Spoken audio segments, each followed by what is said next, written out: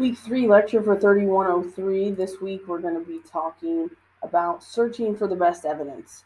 And I know that if you've ever had to search for evidence for a paper or a literature review, this can be very time consuming and it can be very frustrating. Sometimes I get frustrated still looking for articles because there's very specific things that we want to know. So I'm going to take you through a few steps to hopefully help ease that for you because you will be writing several papers here in the RN to BSN program. So develop a systematic approach.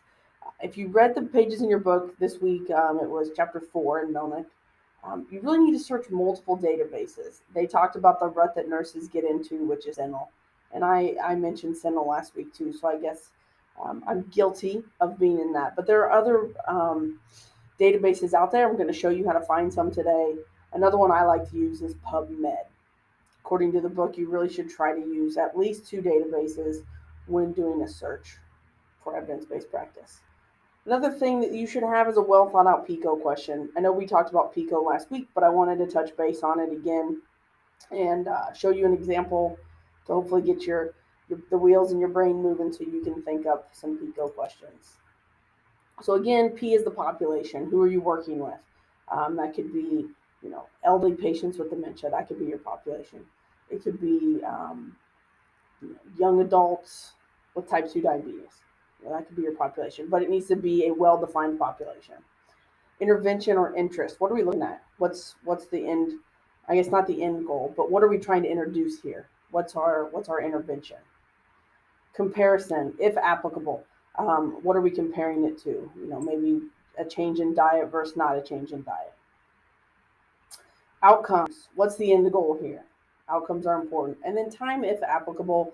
Time is not always there. So really there's 4 main parts of the PICO. If you can get a time in there, that's great to make a 5th part. Here's an example of a PICO question where my OR nurse is at. I wrote this one on OR nurses. Actually, I found it.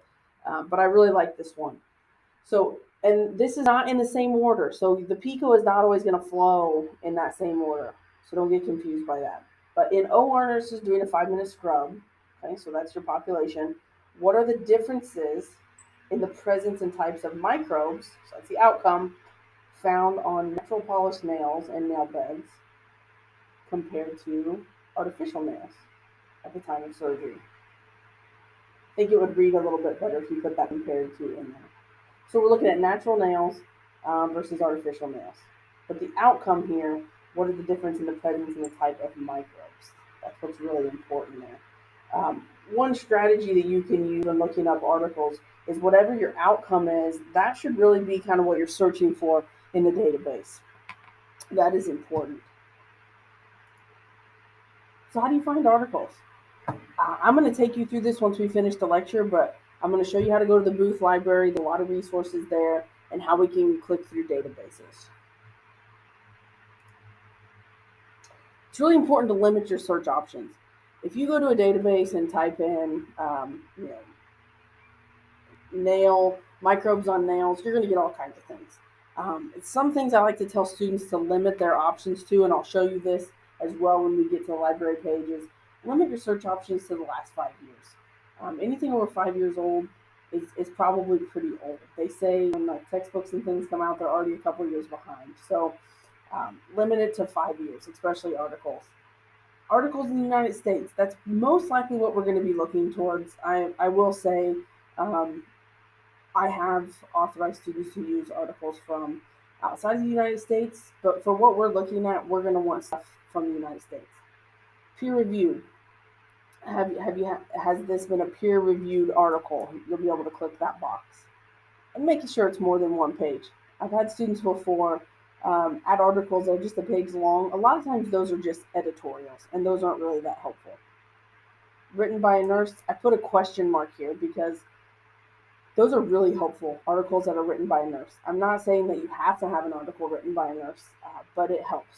They're the same perspective as we are, and a lot of times it's really helpful. They're doing the same type of research that we are doing.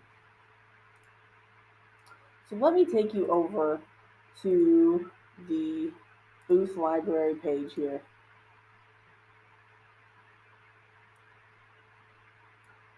Okay, So if you go to EIU and click Booth Library or type in Booth Library, this is where it will bring you.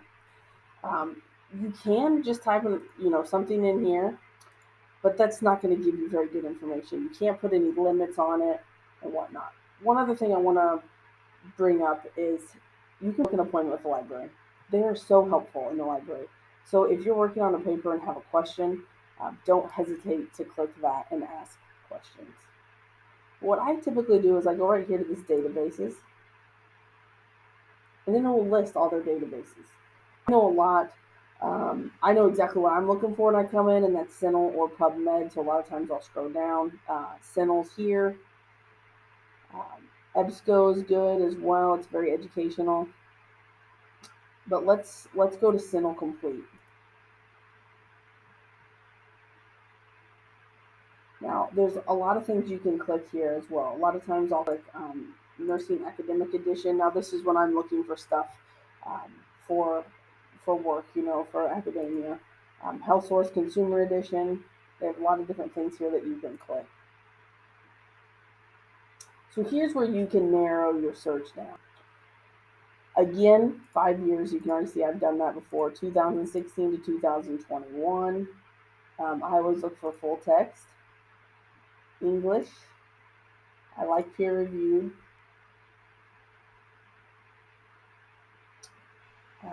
And you can see on from here, you can click some other things, but it's kind of 6 of one, half a dozen of the other. You can click too many and have a real hard time finding articles. I mean, you can not click enough and have thousands of articles to look through. So you kind of want to find somewhere in the middle where you get a good set of articles to look through. Again, use your outcome. So whatever your outcome is, use that in your selection field. You can add more than one thing. A lot of times when you type something in, it will add on words for you. Combine keywords or subject headings. And then if you find a really good article that you want to use, print it out, look through it, and then look at the references that they used in that article. And a lot of times those are other references that might help you moving forward.